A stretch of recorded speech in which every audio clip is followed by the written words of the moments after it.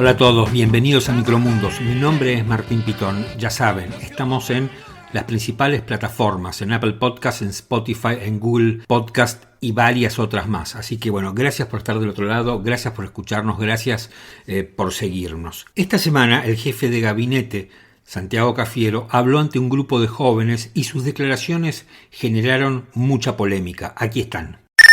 Hay notas y notas y notas de argentinos exitosos que se van afuera del país, permanentemente. Argentinos que se van del país a trabajar en cosas que acá no estarían dispuestos a trabajar, pero en el exterior están dispuestos a hacer. Como si eso fuera un proyecto, un destino común para el país. El destino para nuestras juventudes no puede ser Ezeiza. El destino para nuestras juventudes tiene que ser poder desarrollarse en un país que permite y brinda todas las condiciones sociales, materiales, económicas y culturales para poder desarrollarse aquí. Y hay ejemplos enormes de esto. Lo que pasa es que, claro, no venden mucho, pero hay ejemplos enormes de esto. Argentina no es ese país de mierda que a veces nos tratan de retratar. No lo es mentira. Santiago Cafiero, como pasa por lo general con los funcionarios del kirchnerismo, está más preocupado por lo que publican los diarios que por la verdad en sí misma. Santiago Cafiero está más preocupado por lo que dicen los medios que por los hechos.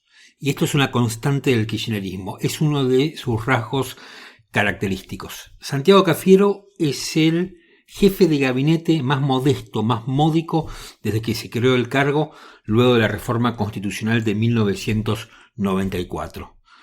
Muchos piensan que Santiago Cafiero no está a la altura del cargo que ocupa, que es el más importante después del de presidente. Cafiero exhibe la soberbia propia de los ignorantes y de los comedidos. A esta altura es claro que Cafiero solo se mantiene en su cargo, no por sus virtudes, no por sus logros, sino porque su desplazamiento, que muchos ya lo anticipan, implicaría una muestra más del debilitamiento y la sumisión de Alberto Fernández para con Cristina Fernández de Kirchner. Un tema recurrente desde que Alberto Fernández se convirtió en presidente de la Nación. Salvo que su reemplazante pertenezca al riñón presidencial, esta cuestión no la va a poder soslayar. Cafiero sobreactúa una rebeldía de pelos despeinados para una tribuna joven y por eso se cree con autoridad de decir país de mierda. Cafiero busca acercarse al electorado joven, ese que parece empezar a ser esquivo al oficialismo.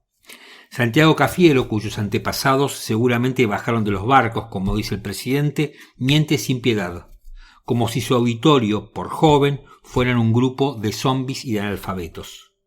Cafiero dice país de mierda, como si él no contribuyera desde ese cargo enorme en que muchos argentinos piensan eso, a convertir a la Argentina en eso que él dice que no es. Cafiero es evidente que sufre un desdoblamiento de su personalidad. Cafiero, Santiago, el jefe de gabinete módico, al que los zapatos le quedan enormes, ahora, al igual que varios miembros de su familia, que es una dinastía política, como las familias reales europeas, aporta su colaboración para la decadencia nacional. Desde la vuelta de la democracia en 1983, de los 8 presidentes que gobernaron la Argentina, 5 fueron peronistas, incluido el actual. El 55% de los habitantes no llega a fin de mes. En los últimos 2 meses aumentó 11% el porcentaje de personas que dicen tener necesidades urgentes. El 55% desconfía de la capacidad del gobierno para reactivar la economía, que es lo mismo que decir, también desconfían de Cafiero, que es el administrador de la Argentina. Desde que Santiago Cafiero es el jefe de gabinete, el gobierno creó 16 impuestos. Pero Cafiero dice que la baja de impuestos no atrae inversiones, que solo atrae inversiones la demanda. Cafiero dice esto a pesar que nunca fue un empresario, a pesar que, creo yo, nunca pagó un sueldo. En la Argentina se pagan 165 impuestos en distintos niveles de gobierno. Desde diciembre de 2019 hasta mayo del 2021 la carne aumentó el 87,8%. En ese periodo la inflación fue casi del 60%, el 59,3%. Según el INDEC, una familia para estar por sobre la línea de pobreza tiene que juntar 64.444 pesos al mes. El salario mínimo es de 24.500 pesos, es decir, un espejismo. La jubilación mínima es de 23.000 pesos. Los economistas pronostican que terminaremos el año con una inflación del 48%. El ministro de Economía, Martín Guzmán, subordinado de Cafiero en los papeles, a fin del año pasado pronosticaba que la inflación a lo largo de todo el 2021 iba a ser de 29%. Se equivocó nada más y nada menos que por 19 puntos. Y el ministro Guzmán es más o menos de lo mejor que tiene el gabinete. Desde que Santiago Cafiero es el jefe de gabinete, el dólar aumentó un 165%. Desde que Cafiero es jefe de gabinete, la Argentina defiende a cuanta dictadura ande por el mundo. Estamos al lado de Nicaragua, de Irán y de Venezuela y de un montón de otros países que me cuesta mencionar. El presidente Alberto Fernández habló ante el Comité Central del Partido Comunista Chino. No entiende la diferencia entre comerciar y ser cómplices. Raro que un presidente peronista ande coqueteando con los comunistas. Debe ser el periodismo Nakam Pop. Nos peleamos con Uruguay, con Chile, con Suecia y nos creemos capaces de darle lecciones a medio planeta. Dijeron que a esta altura del año íbamos a estar todos vacunados, pero las vacunas llegan de a poco. Pero ellos son los primeros en vacunarse. Ahora nos enteramos que saltearse la cola no es delito. Ellos siempre son estratégicos. Dijeron que los muertos por el COVID no llegarían a los 10.000. Ya estamos cerca de 100.000. Ellos tienen excusas para todos y todas, pero no pueden explicar de dónde sacaron la plata ni tampoco por qué muchos de ellos están libres. Cafiero tiene razón. La Argentina no es un país de mierda. Ese es otro milagro argentino. Pero es un país que te frustra, te empobrece y te embrutece. Es un país en que la mentira y el engaño son necesarios para sobrevivir. Cafiero y sus colegas lo saben. Por eso mucha gente se va. Prefieren apostar en otro lado, en lugares donde alguien como Cafiero no es jefe de gabinete. Por eso también se van muchas empresas, porque la Argentina es un dolor de cabeza. Cafiero tiene razón, no es un país de mierda. Pero si seguimos por este camino, ya lo van a conseguir. Este es el 7º episodio de Micromundos. Gracias por estar del otro lado. Ya saben, síganos, ayúdennos a crecer, recomiéndennos. Estamos en las principales plataformas que alojan podcast. Estamos en Spotify, en Apple Podcast y en Google Podcast y muchas otras más. Así que nos pueden encontrar en cualquier parte. A mí me gustaría que tengamos un ida y vuelta. Que ustedes también participen con sus comentarios, con sus sugerencias, con sus opiniones.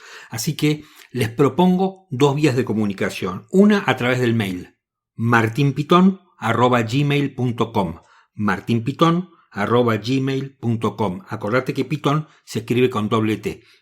Esa es una. Podés grabar un audio cortito, lo mandás y aquí lo reproducimos. Digo un audio cortito, un audio porque va a ser más interesante. Si no, nos escribís y yo lo leo. Y la otra posibilidad es a través de mi cuenta de Twitter, que es @martinpitón. En Twitter es @martinpitón. Ahí tenés esas 2 vías de comunicación para, ver si podemos, ¿no?, establecer un puente entre ustedes y nosotros, para que ustedes también participen de Micromundos y vamos, juntando los micromundos de todos. Y hacemos probablemente un mundo un poquito más grande y espero que un poquito mejor. Tuve la oportunidad de entrevistar a Lucas Romero, que es el responsable de la consultora Sinopsis. Ustedes saben que estamos entrando a una campaña electoral. Van viendo cómo de a poco los discursos de los políticos, tanto del oficialismo como de la oposición, se van poniendo en modo electoral. Y hablé un rato con Lucas Romero, que me parece a mí un analista político y un encuestador muy interesante. La primera pregunta que le hice es si esta permanente polémica que hay en torno del poder que tiene el presidente Alberto Fernández y que está debilitado por Cristina Fernández de Kirchner tiene una incidencia electoral. Y esto contestaba. Yo creo que el Frente de Todos había logrado con éxito en 2019 construir una propuesta electoral que tenía una aspiración identitaria diferenciada de lo que había sido digamos, el ciclo de gobiernos de los Kirchner, ¿no? O del kirchnerismo. En esto, Fernández había sido muy claro en la campaña, ¿no? Esto es el frente de todos, no es el frente para la victoria. Digamos, esto es la reunificación del peronismo. Está claro que el peronismo había marcado diferencias con el kirchnerismo, producto de esas diferencias el peronismo fue dividido en 2017, digamos, y hemos tenido, digamos, afirmaciones de dirigentes peronistas en el periodo 2015-2019 que señalaban una fractura con la imagen, con el espacio que lidera Cristina Fernández de Kirchner. Con lo cual, digamos, es una dualidad que impacta en lo identitario y efectivamente tiene consecuencias electorales, ¿no? Cuando nosotros miramos un poco lo que venimos viendo en los números, digamos, si vos analizás el universo de votantes desencantados del Frente de Todos, es decir, tratás de focalizarte en aquellos votantes que votaron en 2019 al Frente de Todos, pero hoy te dicen que votarían a otra fuerza política, hay una característica que destaca, que es que digamos, más del 85% tiene imagen negativa de Cristina.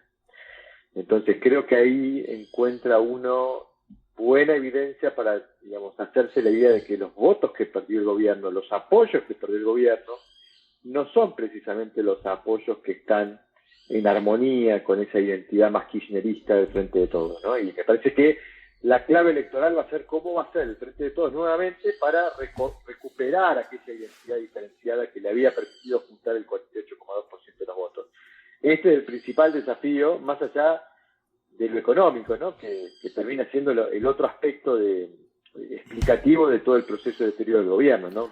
Ahora, digamos, el incumplimiento del mandato económico y en algún punto el incumplimiento del mandato político identitario. Ahora, parándome desde lo económico, me sirve para engancharlo, para ir, digamos, al otro lado de la grieta, que es la oposición. Es como que de economía me parece que nadie puede hablar porque, por un lado, digamos, hay promesas incumplidas por parte del gobierno, pero también hay un fracaso económico por parte de la oposición que todavía me parece no alcanzó a digerir. ¿Cómo analizas esto desde el lado de la oposición? Sí, absolutamente coincido con vos y creo que efectivamente la razón por la cual la oposición no focaliza la discusión o el debate público en los temas económicos quizás tenga que ver con que digamos, todavía está fresco el fracaso económico de la gestión de Cambiemos en 2015-2019, ¿no? Entonces no hay un lugar desde el cual hablar con autoridad sobre la situación económica. Esto es una complicación para la oposición porque sin lugar a duda la principal preocupación de la gente es la economía. Sin lugar a dudas, si uno tuviera que seducir a los votantes en esta elección, debería digamos, transmitirle la sensación de que uno representa digamos, una expectativa económica de recuperación, de mejora de la calidad de ingreso, de la calidad de vida de la gente, y esa agenda no la está disputando y no la está aprovechando la oposición, ¿no? Y me parece que ahí hay un error estratégico, pero que puede ser matizado el error o entendido en esta dificultad que tiene la oposición para hablar de economía a poco más de un año y medio de haber fracasado en esa materia durante la gestión de Mauricio Macri, ¿no? Me parece que ahí está la clave. Ahora, eso te lleva también a otro punto, ¿no? Si la oposición no puede hablar de economía porque la gestión de Macri todavía está presente, me parece que nos está hablando de otra cosa también, ¿no? De que en algún punto, nuevamente desde un foco más identitario, la identidad de Juntos por el Cambio todavía no se pudo desprender, digamos, de ese fracaso de Macri. Y creo que eso también condiciona a la oposición en este contexto electoral, ¿no? La presencia de Macri, más allá de que no sea candidato, en la discusión pública, en el debate sobre las candidaturas, me parece que habla de que ahí hay un liderazgo que si bien no está en la cabeza de la mesa, sí está presente en el espacio y eso impide que el espacio pueda renovar su identidad y poder transformarse en una propuesta política que tenga la capacidad de generar expectativa y esperanza de futuro, ¿no? Porque en definitiva esta es una elección en la que la gente va a votar cambio. Lucas, el hecho que María Eugenia Vidal, después de haber sido gobernadora de la provincia de Buenos Aires, se pase a la ciudad, donde en su momento, hay que recordar, fue vicejefa de gobierno de la ciudad, ¿modifica algo? ¿Cambia algo? ¿O una vez más es un tema para los que estamos dentro del micromundo de la política? No, creo que es una decisión que, digamos, perjudica la aspiración de Juntos por el Cambio en la provincia, ¿no? Porque, en definitiva, digo, no deja de ser una situación en la que uno ve un dirigente rehuyendo de lo que era su lugar natural, ¿no? Esta circunstancia que sucedió con su cuenta de Twitter, ¿no? Donde tuvo que eliminar la parte que decía orgullosamente bonaerense, no sé, son aspectos que, digamos, explicaban por qué Vidal era la candidata natural del espacio, era la que estaba más instalada, era la que más predisposición de voto uno observaba tenía entre los propios votantes de Juntos por el Cambio.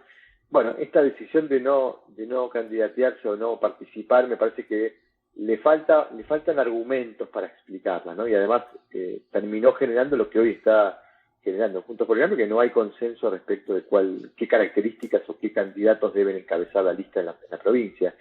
En relación a esto de pasarse de un lado de la General Paz al otro lado de la General Paz, no me parece una novedad. Esto viene sucediendo tanto del lado del oficialismo como del lado de la oposición. Acá, digamos, hay similitudes y continuidades en ese sentido. Yo creo que tiene que ver también con que en algún punto, digamos, la General Paz es un límite de distrito electoral, pero no es un límite de geografía electoral. ¿Qué quiero decir con esto? Yo creo que el votante de Gran Buenos Aires es un votante que no se siente bonaerense.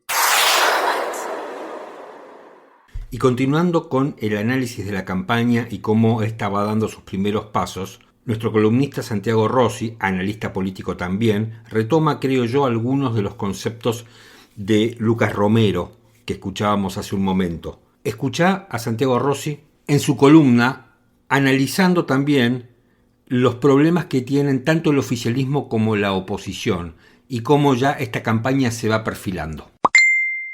En búsqueda de la identidad perdida. Para algunos analistas el 2021 es un trampolín, para otros solo un peldaño. En nuestro caso vamos por la primera opción en un contexto donde todo parece resquebrajarse. No hay cimientos sólidos. En retrospectiva, las elecciones de medio término fueron preliminares de la pelea de fondo cuando, por ejemplo, había liderazgos consolidados como aquel menemismo del 95 o el kirchnerismo del 2011. Hoy estamos más cerca del 2001 sin llegar a una crisis económica y social, pero con escenarios lábiles. Una opinión pública que muestra a un votante que rechaza la grieta y la confrontación, donde los moderados parecieran ser los grandes ganadores. Sabiendo que hay que darle como respuesta a ese electorado algo más que vacunas. La encuestadora Taquión señala que 6 de cada 10 afirma que la vacunación no cambia su opinión sobre el gobierno nacional y sobre la gestión que éste hace con el vacunatorio. Según otros sondeos, cuando la gente mira más allá del coronavirus, el pesimismo le gana al optimismo aunque no sea por goleada. Se percibe una mirada negativa en cuanto al bienestar general con foco en la economía como principal demanda. En las puertas de llegar a la triste y citada cifra de los 100.000 muertos por el COVID-19, el 60% de la opinión pública nacional, según el monitoreo mensual de Poliarquía, no aprueba lo que está haciendo Alberto Fernández en relación al coronavirus. En marzo del 2020, en el inicio de la cuarentena, era la inversa. 6 de cada 10 encuestados le daban la derecha al gobierno. En este marco, oficialismo y oposición vuelven a espejarse. Ambas coaliciones se encuentran en búsqueda de la identidad perdida. Así como el kirchnerismo no puede responsabilizar únicamente al albertismo por la pérdida de sus conquistas, como lo fuera el voto de la juventud, tampoco a la oposición le alcanza con el antikirchnerismo recalcitrante. La vicepresidenta se vio obligada a salir escena, siempre en el país del conurbano buscando ser elegante, y el eco de su voz se replicó en el Congreso con las posturas de Cafiero y su hijo Máximo. El presidente recogió el guante señalando que no aceptaba presiones de nadie y menos de los laboratorios. Un dato: Federico Aurelio le da al gobierno solo 8 puntos de ventaja en Buenos Aires, la mitad de lo que obtuvo en el 2019. De todos modos, la oposición aún tiene una gran madeja que desenredar, además del combo que incluye precandidaturas y potenciales alianzas. Hablando de identidades, su portfolio de futuro todavía no es muy claro y abundan las diferencias de visiones. Por un lado están quienes intentan dar respuesta para construir un storytelling respecto de qué hacer con el pasado. Pareciera que tirar piedras al kirchnerismo más duro ya no es suficiente para enamorar al electorado en pos de recuperar su confianza, sumado a esa búsqueda de aquellos votos que Juntos por el Cambio perdió hace 2 años por el fracaso económico. Espejito, espejito, ¿quién es la más bella? Por supuesto que en un podcast que trata temas de actualidad no se puede soslayar la pandemia, el COVID y las vacunas. Hablamos con la doctora Sandra Pita, que es farmacéutica y biotecnóloga. Y ustedes saben que se viene hablando bastante de la mezcla de vacunas. Frente a la escasez del segundo componente de Sputnik, se está viendo la posibilidad de aquellas personas que recibieron la primera dosis de Sputnik combinar con otra vacuna esa primera dosis. Pero todavía no se sabe mucho. La pregunta es efectivo? ¿Hay algún riesgo? Sandra Pita responde. Bueno, siempre que eso es un mix and match, ¿no? Que es lo que se está estudiando en todo el mundo, tiene que haber un estudio previo para ver si justamente si entra en un riesgo, y más que nada, se busca un poco el riesgo a ver si aumentan los efectos adversos, si disminuyen, pero más que nada se trata de ver si se llega a la inmunidad que se desea, que se pretende, porque quizás te estás mezclando vacunas que no te aseguran tener una inmunidad adecuada. Entonces, todo eso hay que estudiarlo. Uno puede decir por analogía, se estudió, Pfizer y AstraZeneca, se estudió, ya se vio que combinándolas daban unos mejores índices de inmunidad, pero primero se estudió, porque no se sabe. En ciencia no es que uno sospecha que algo puede ocurrir, te encontrás a veces con sorpresas, cosas que pensabas que iban a ser de tal forma, por analogía a otros hechos, y de repente en los hechos, cuando vos lo tratás de demostrar, te das cuenta que no es así. Así que siempre todo tiene que ensayarse primero, a ver si realmente no hay contraindicaciones y si realmente la inmunidad a la que se llega con esa combinación es igual o mejor o es peor que si se dieran las dos de la misma dosis. Hasta ahora, lo que sabemos hasta ahora es que combinando Pfizer con AstraZeneca, los resultados son mejores que si se dieran 2 de AstraZeneca o 2 de Pfizer. Eso es muy bueno, pero eso no se puede extender a todas las otras, y por eso en el mundo hay muchísimos ensayos clínicos haciendo estos estudios. Ahora, en la Argentina, con las vacunas que utilizamos, no hay ensayos ni pruebas que se hayan realizado con esas vacunas. No, por ahora no. Se estaba hablando de que en ciudad, capital, se iba a hacer, y el Ministerio de Salud se supone que también. Ahora hay que ver qué tipo de ensayo, porque hay protocolos, ¿no? No es cualquier cosa, no es, recibiste la Sputnik o recibiste la AstraZeneca y no tengo la segunda de Sputnik o no tengo la segunda de AstraZeneca, vení que te doy la segunda y vemos, sino que se tiene que seguir cierto protocolo.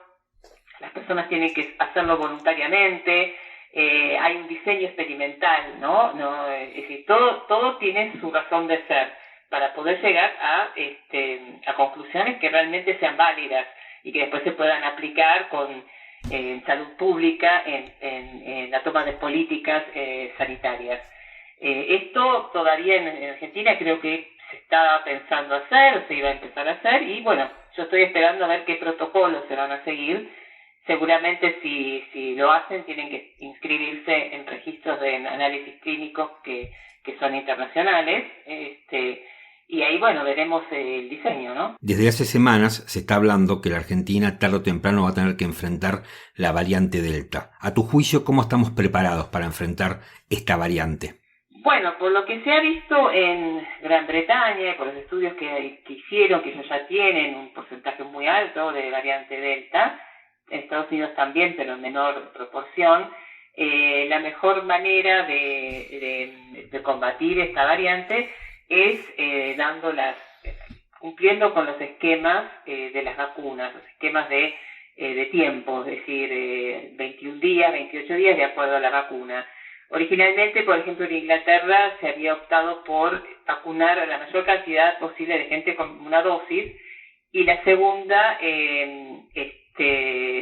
extenderla en el tiempo. Por eso hicieron estudios con AstraZeneca y, por ejemplo, vieron que a los 3 meses seguía, inclusive mejoraba la inmunidad si la segunda dosis se daba a los 3 meses y no a los 21 o 28 días.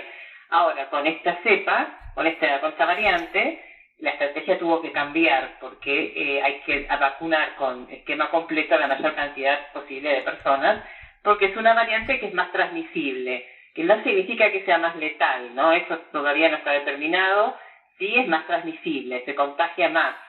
Entonces, bueno, justamente si se contagia más, circula más, hay más posibilidades de más mutaciones y quizás haya alguna mutación futura que es más peligrosa. Entonces, lo que hay que hacer es detener la circulación.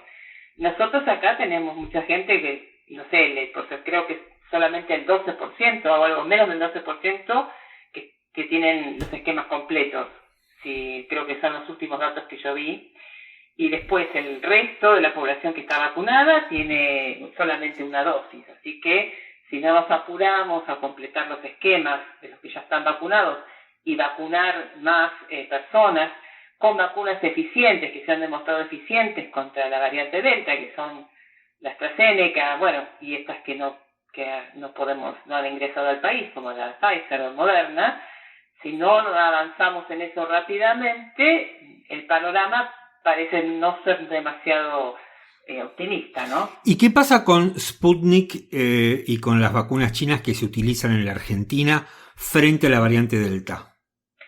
Bueno, la vacuna china que se utiliza en Argentina es la Sinopharm, que todavía no hay muchos estudios al respecto referido a la variante Delta, pero sí se sabe que ni la Sinopharm ni la Sinovac, que es la que se usa en Chile, tienen una eficiencia alta. Es decir, no son malas vacunas, inmunizan, son útiles, pero no tienen la eficiencia de otras. Y ante la variante de Delta no se sabe muy bien inclusive antes de que apareciera la variante Delta ya se estaba hablando de una tercera dosis de Sinopharm y de Sinovac. Así que bueno, eso no sabemos. Y de lo de la Sputnik, siempre hay muy poca información. La información que tenemos es del Instituto Gamaleya, es decir, del mismo fabricante, que es una información sesgada, obviamente. Acá no se ha avanzado demasiado. Hay estudios en Argentina con respecto a la respuesta ante la vacuna Sputnik, pero no hay suficientes estudios con respecto a la variante Delta. El Instituto Gamaleya dice que es eficiente, pero bueno, es la palabra de ellos y eso lo tienen que demostrar con datos. Pero ¿no? Me parece que no le crees mucho al Instituto Gamaleya. No, porque, los papers que ellos publicaron fueron muy pobres en realidad y es una vacuna que llamativamente no ha sido autorizada por ningún organismo regulatorio serio, ¿no?, en el mundo, y no creo que sea porque odien a los rusos, porque de hecho las dos vacunas chinas la OMS las autorizó, las recomienda, así que estoy segura que la OMS debe querer también autorizar la Sputnik, pero evidentemente ahí falta información. Anvisa en Brasil, que sería la más nuestra, pero en Brasil, frenó la autorización, ahora la han autorizado, pero para hacer ensayos. Es decir, hay muchas cosas que todavía no se saben de esa vacuna. Yo creo que no, la idea de la vacuna heteróloga no es mala, ¿no? Pero hay problemas en cuanto a la información y hay muchos problemas con respecto a la producción de la vacuna. Se han enfrentado con problemas serios, por eso no pueden proveer todas las vacunas que ellos prometieron, ¿no? O sea, digamos que no es la mejor elección para una vacuna, ¿no? ¿Tenés idea de por qué razón en la Argentina, no sé si esto pasará en otros países del mundo, pero por qué hay una gran diferencia entre las vacunas recibidas y las vacunas aplicadas? Bueno, no tengo tanto datos de otros países. Yo creo que, con respecto a Argentina, puedo llegar a especular un montón de cosas. Una es la logística, ¿no?, que quizá no está bien afilada, ¿no? No hay una buena logística de vacunas, cosa rara porque Argentina tiene en general muy buen historial en cuanto a aplicación de vacunas. Otra, también puede haber manejos electorales, ¿no? O sea, de tratar de aplicar vacunas más cerca de las fechas electorales. Para mí sería, esto trato de no pensarlo porque me resulta tan contrario a la ética que me cuesta hasta enunciarlo, ¿no? Quisiera no pensar que es eso. Otra puede ser porque realmente no están recibiendo suficiente cantidad entonces de segundas dosis y por lo tanto están esperando esas segundas para poder aplicar todas. Hay muchas hipótesis que yo puedo darte, pero no tengo pruebas de ninguna de ellas. Y en otros países en general lo que se trata de hacer es vacunar así masivamente y rápidamente y con mucha eficiencia y cumpliendo, ya te digo, países como Inglaterra o Canadá al principio decían, bueno, demos primeras dosis, aunque sea tengamos una dosis. Y hemos llegado al final de un episodio más de Micromundos. Gracias por estar del otro lado, gracias por escucharnos, gracias por recomendarnos, no te olvides, ayudarnos a crecer. Estamos en las principales plataformas. Ahí nos encontrás en Spotify, en Apple Podcast y en Google Podcast. Acordate, si tenés ganas de escribirnos un correo electrónico, lo podés hacer a martinpitón@gmail.com y también nos puedes dejar mensajes en Twitter, en mi cuenta que es @martinpitón. Gracias y hasta el próximo episodio de Micromundos.